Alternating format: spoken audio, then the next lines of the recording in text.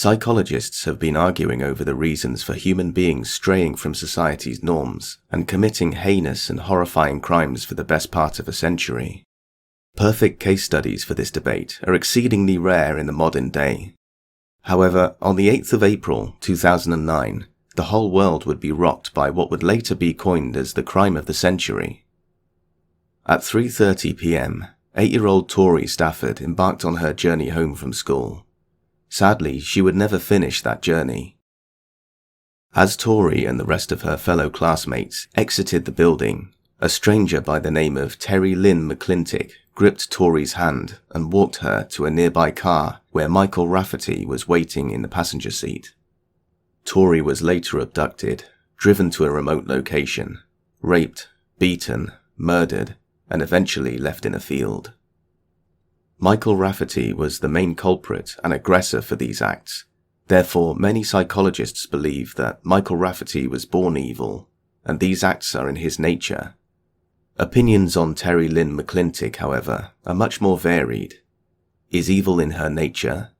Or was evil nurtured via her surroundings, environment, experiences, and influences?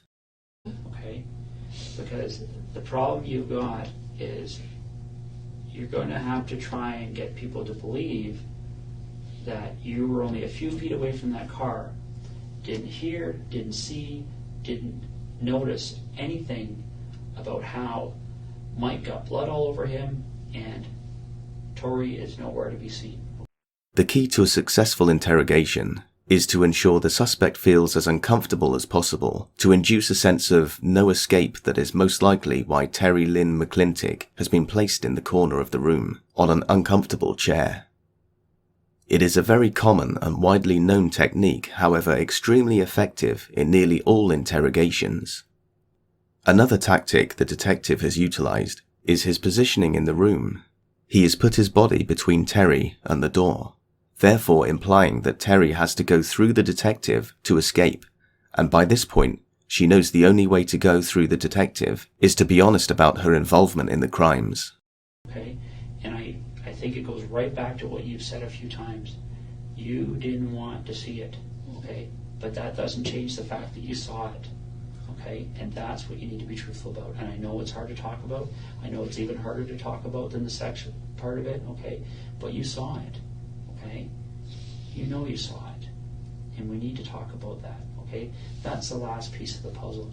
You've been 98% honest with me, okay? And I really do appreciate that, Terri, okay? I understand where I'm at, like, Pardon? I said it as soon as I, like, understand where I'm at, like, he said it's fucking hard as hell for me to go over. Okay, but we need to go over it. So you need to take a deep breath, and we need to go over that, all right? So let's talk about that, okay? So what happens?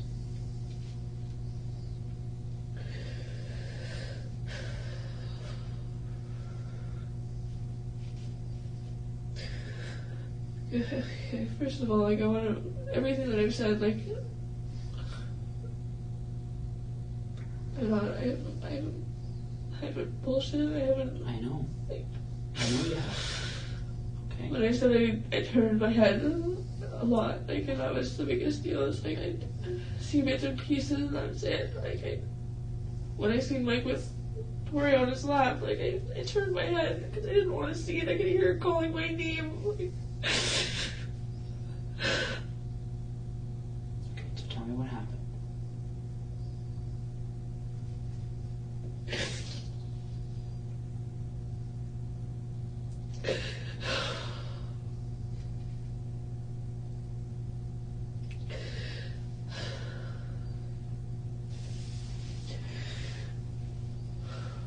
After I took her to go to the washroom,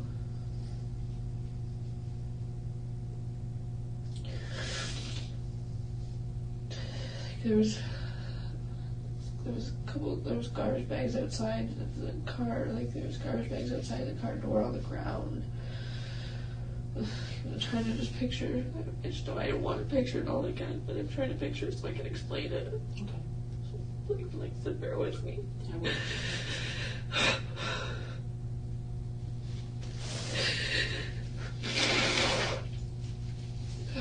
when I handed Tori back over to Mike, when I walked like the rear way of the vehicle, like, is that pretty much like I could see if I if I looked, I could see I could see him.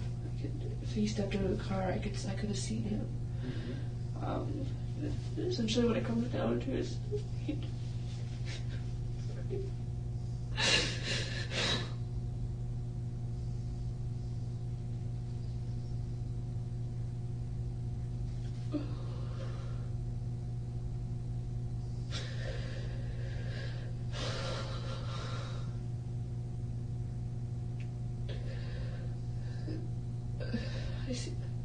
I see him. I see Tori on the ground. Okay.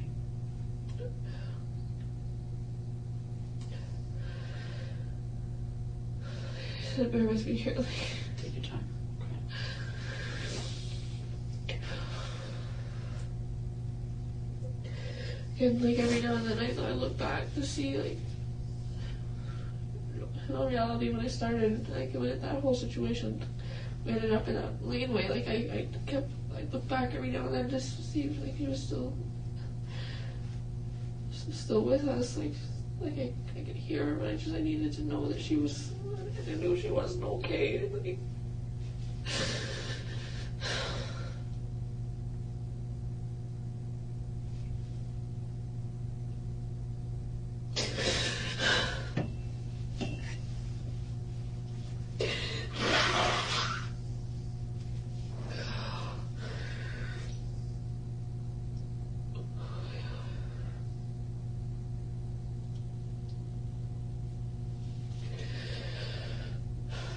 Tori's on the ground. you know, yeah, on the ground. I could hear, like, I could hear her. When I seen her on the ground, I turned my head away again. I could hear her, like, the sound of her voice, like, just grow fainter. And I could hear, like, moaning, like.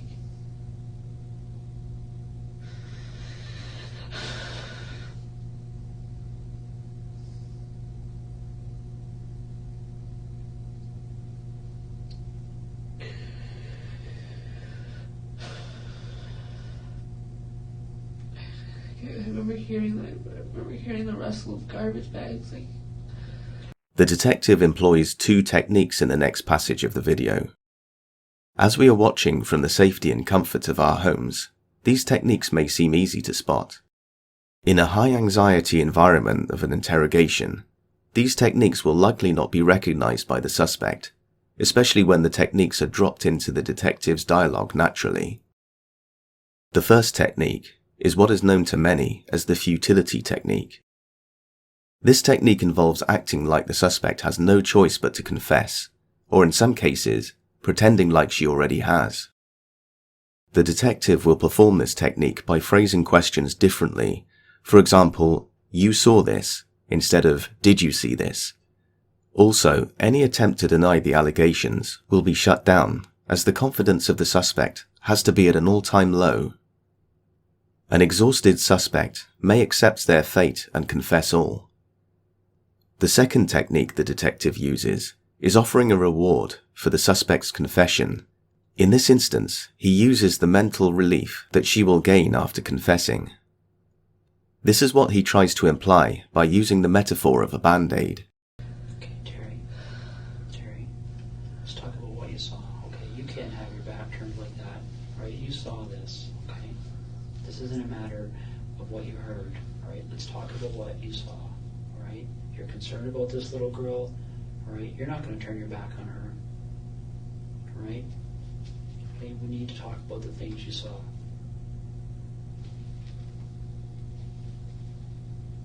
And this can come out quickly. You know what?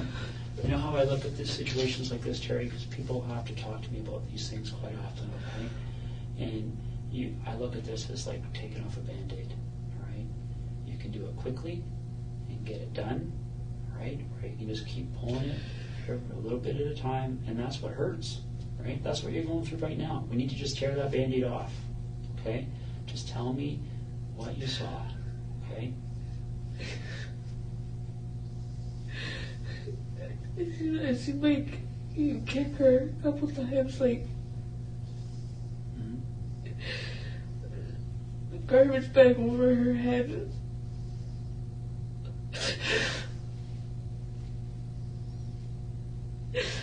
I didn't have a clear sight of Tori. Like I could see Mike before I could see anything of Tori. Like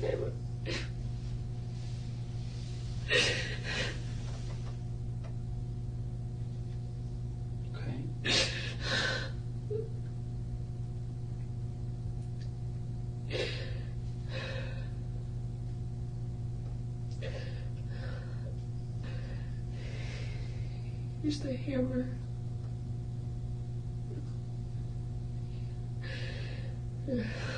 Where did he hit her with the hammer? And she had the garbage bag over, so there wasn't afterwards. Like, just pretty much what made it easiest. Like he knew what he was doing. Like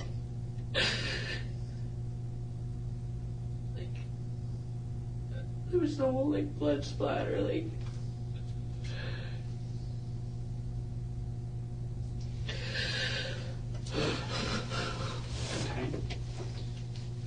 You're in the head with the hammer, right?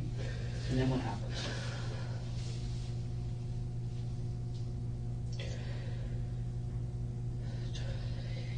He had the garbage bags, he had access to garbage bags. I'm not 100% on whether or not he went to the trunk and grabbed them, or whether he already has them in the back seat with him. Mm-hmm.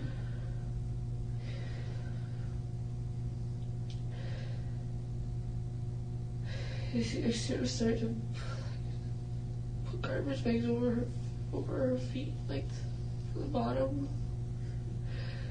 and then over the top of her, I'm pretty sure maybe 2-3 garbage bags he used. And again, that's at that point in time,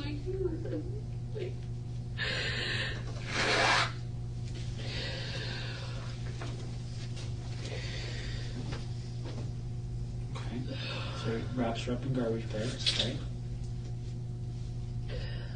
Like I said, and then from that point, that was the last time of me seeing Tori. Was when she was beside that car. Terri, now we're 99%. Okay. You guys didn't leave Tori there, right? You took everything with you, including Tori, and you know that. No, we didn't. I know that. Terri, listen to me for a second, okay? All right? That doesn't make any sense. You've got a girl wrapped up in garbage bags right beside the door. You have to get in to get in that car. Tori, and I know that. I didn't. When I see that, what happened? Tori didn't come with us. I'm 100% on that.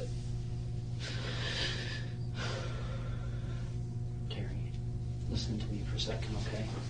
I don't know why you don't want to tell me, okay? But you need to tell me the truth about where Tori ended up. I am. She didn't stay in that field. She didn't. Yes, she did. I'm not. Terri, listen. It doesn't make you any more guilty. I know that. To help him get rid of her body. It doesn't, okay? All right?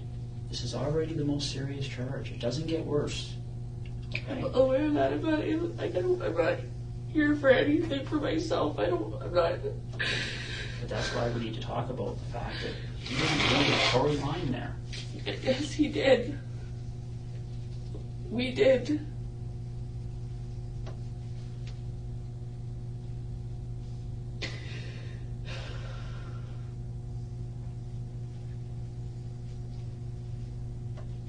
Where did all this blood come from?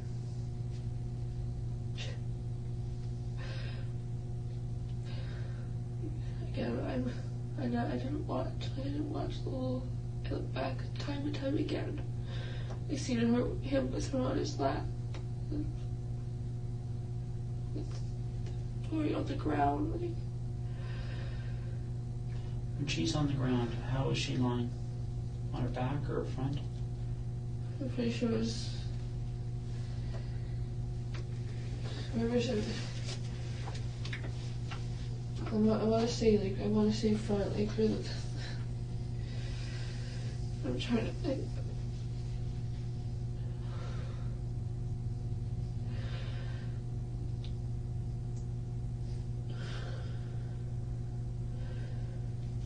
Her legs were, like, kind of, like, not sprawled, just,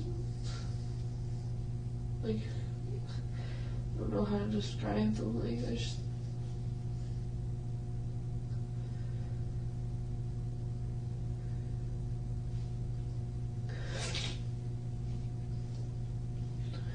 like, similar to, like, the fetal position, like... Was she still alive when you saw her like that? Yeah, like, she's still moving. Okay. Was she talking? Yeah, no, I could hear moaning, that was it. I couldn't look long, like, it looked... How many times did he hit her with the hammer? I specifically only saw him hit her a couple of times. And then I took, obviously, like, I took it and I had to handle the boy, I couldn't.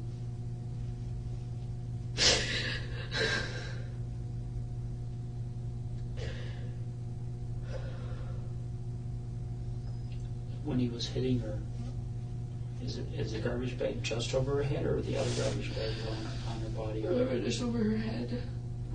So when did the other garbage bags get on her body?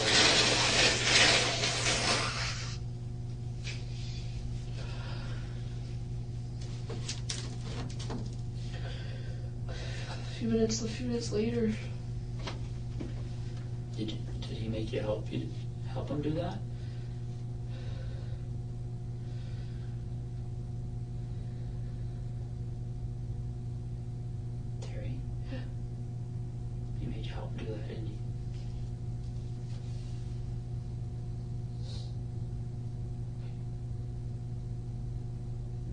What did you have to do?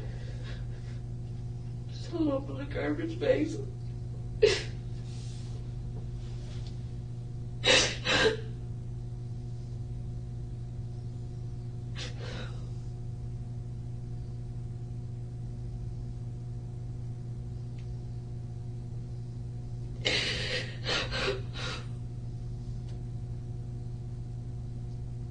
Held open the garbage bags.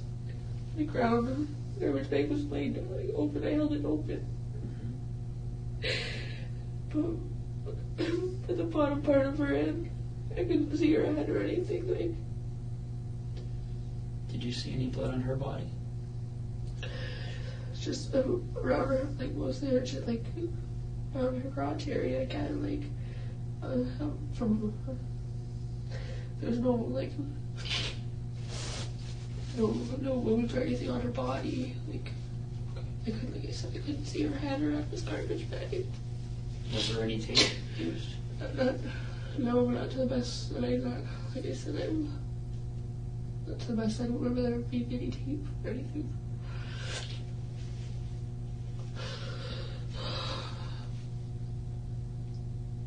Okay, Terry, you know that you're not, and first of all, I want to tell you this, okay? This has been 5 days that you've held up here, okay, that you've been so brave, okay, and I appreciate that, right? I know that was hard for you to talk about, okay, but we need to put that last piece of the puzzle, okay, all right? We need to bring her home. I know that, and that's why I've been here. Like, I'm not. Tori was left at that spot. He put rocks over her, like.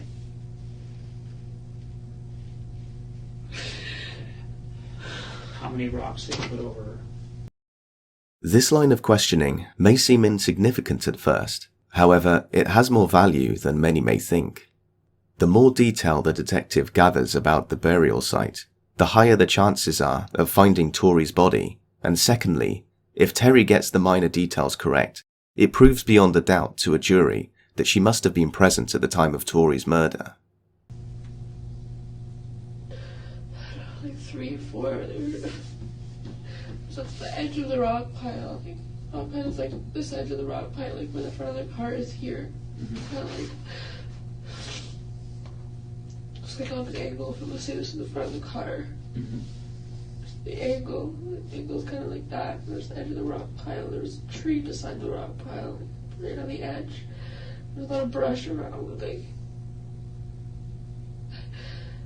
Like I looked, I seen him.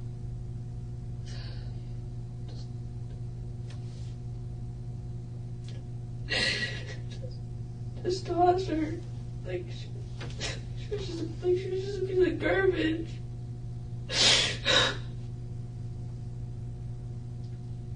Again, I looked away.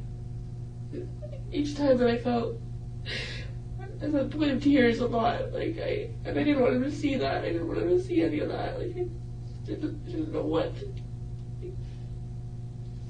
And do you remember getting any blood on you because you were helping putting her in the bags and stuff from her crotch or anything? No. Are you sure? I'm positive. So when he put these rocks on her, did he make you help you do that? Did he make you help him do that too?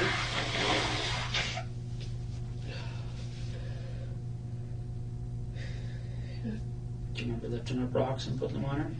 I didn't, I lifted a rock, and I threw it, I just threw it. I couldn't bring myself to go very close, I guess. And how did he make you do these things? Like, what did he say to you? As far as he was, basically, that was what it was at. He said, you're in it just as far as I am.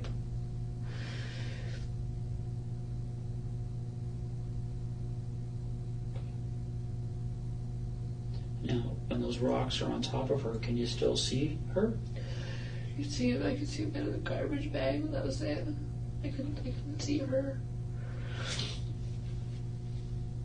Yeah. Okay.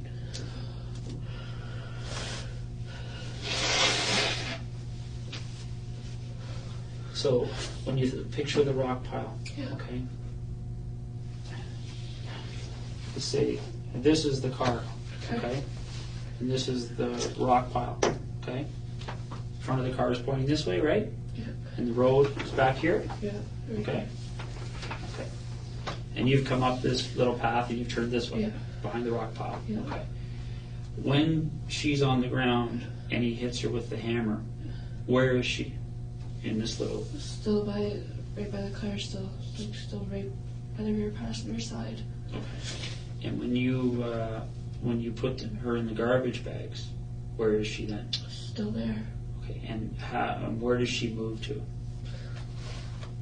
Garbage, like the rock. There's a rock pile. Okay. Is she put on top of other rocks, or is she put right beside the rock pile? Like rock pile. Since it was a rock pile, like I said, I remember it being pretty level, like it was for a rock pile, like you. They both, like the sides came like down on an angle. It was pile, and the pile like gradually thinned out, like right on. It was right near the edge of it.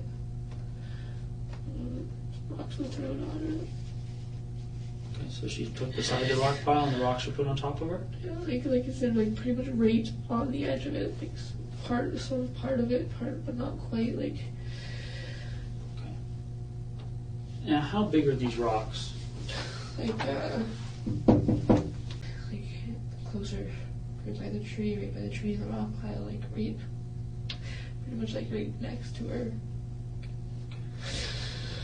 And how many rocks do you think he put on?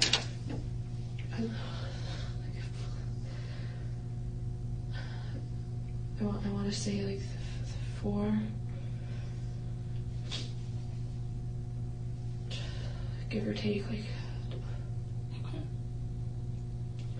They said I could only bear it. Like I could only bear it to look for so long. Like just little periods. I look. And when you walked away from her, you could still see portions of the garbage bag. I see the garbage bag sticking out by the tree. Okay. Okay. So Terry, I'm just going to run through this one more time, okay? And you stop me if I've misunderstood anything, all right? You may have noticed by now that the detective is constantly changing his positioning in the room, and also his body posture. The detective does this to strategically match the level of tension he wants to enforce upon the subject. When he wants Terry to be calm and able to remember the minor details, he will have expansive body posture, sit back in his chair, and move further away from Terry. However, when he wants to heighten the tension, apply more pressure, or thinks she's lying, he will sit forward in his chair, maintain eye contact, and move closer to Terry.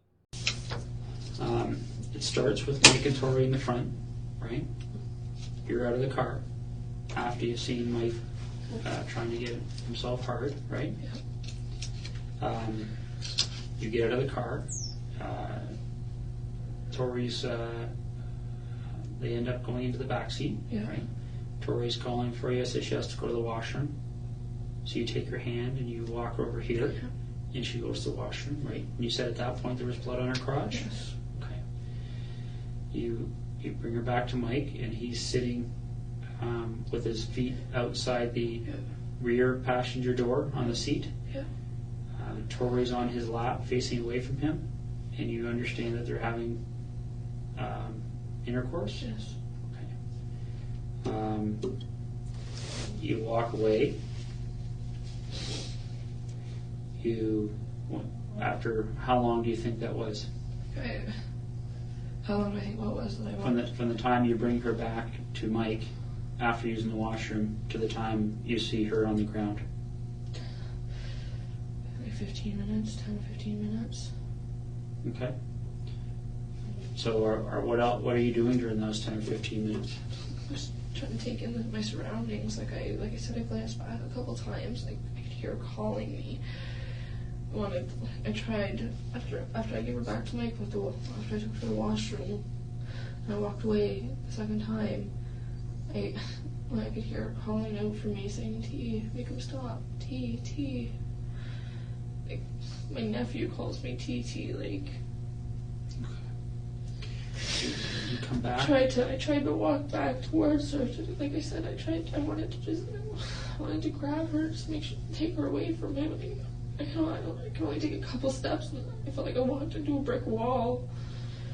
I could see him with her on his lap, her struggling, and I turned away again. I walked towards the suite. He yelled out to me to check out the house. I checked out the house. I turned away again. I looked out at the field. I paced a lot. Like I was pacing back and forth from like here, like this area. Like I kept pacing. So when you look back, you see her on the ground. Okay. She's kind of lying on her back, but her legs are off to the side. Yeah. Right. Her feet are towards the back of the car. Her head's towards the front, but it's behind the open rear passenger door of the car, right? Is that what that line is? Yeah. Okay. She's got a garbage bag over her head, right? Did you say that you saw Mike kick her? Yeah. Saw him? Yeah, and when I turned, he was like this. I'm trying to get into like as much detail as I can. So it's okay. If you don't remember, you don't remember. Where do you think Mike kicked her? What part of her body? Ribs. Her rib area. Okay. I saw him kick her a couple of times. And is that before or after he reached into the car? Before. Okay. He like a couple side just normal kicks. There was like a stomp, like. Okay. And then I'm not sure how many times. Like I looked back a couple of times, and he was. And then he hits her in the head with a hammer? I seen like I said, I'm going to. I didn't watch the whole thing. I seen him swing. Initially, I remember the way the hammer was facing, but I couldn't. He started swinging forward. I couldn't. I'm not sure. I don't know whether I closed my eyes, whether I turned. I couldn't. What do you think he hit her with the hammer? In the head, because there was no. When I went over, when I helped him, when I held the bags for him, he was bagging Tori. Like she was in one piece. There was no marks on her body. Like it was. Okay. So her body goes inside these bags, right? Yeah. How many bags do you think you used to put her inside? 2, 3 maybe. Okay. And then you lift her up by her feet. He lifts her up by her upper body. Yeah. He had majority of the weight on him. Okay. You carry her around the front of the car. Yeah. And you guys toss her, and she lands between the front of the rock pile, right? Yep. And the street. Yes. Okay.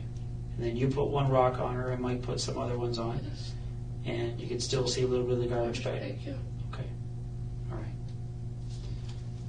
Can I ask you to just initial on there for me?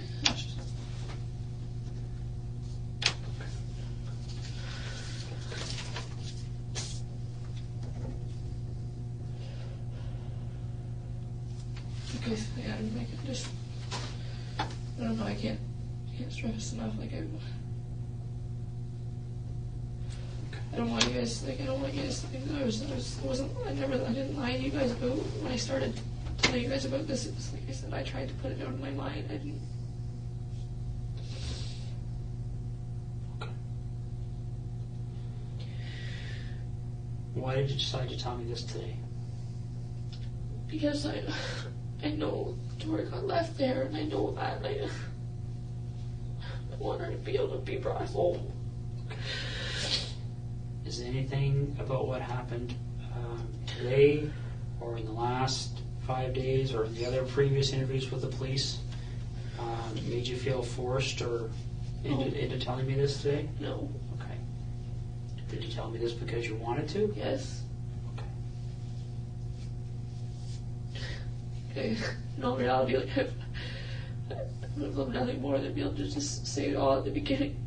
As you can imagine, like, listen, everything came in bits and pieces back. Like, I tried to push it out of my mind. I constantly, like, when I was at a custody facility, even I talked to them about Mike, and I was like, yeah, he was constantly drilled in my head that he was a nice guy, you know, that when he came for a visit, staff made comments, wow, good for you, Terry. Like, it just. So on Tuesday, when you and I talked at first, you knew you were holding back, right? Right? Yeah. Okay.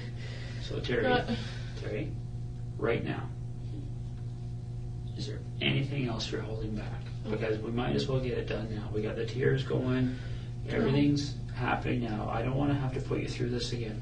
I don't want to. I go through it. Is there anything else? When I go away and I evaluate everything that's happened today, and I start looking at it with the experts that are going to help me assess your credibility, am I going to have to come back and say, Terri, there's something that's missing here? No. I've thrown everything out. Like everything, I've laid it all out. That's it. And we drove. On May 11th, 2012, Michael Rafferty was sentenced to life in prison with no chance of parole for 25 years. Terri Lynne Mcclintic was also sentenced to life in prison, but she has a chance of parole in only 19 years.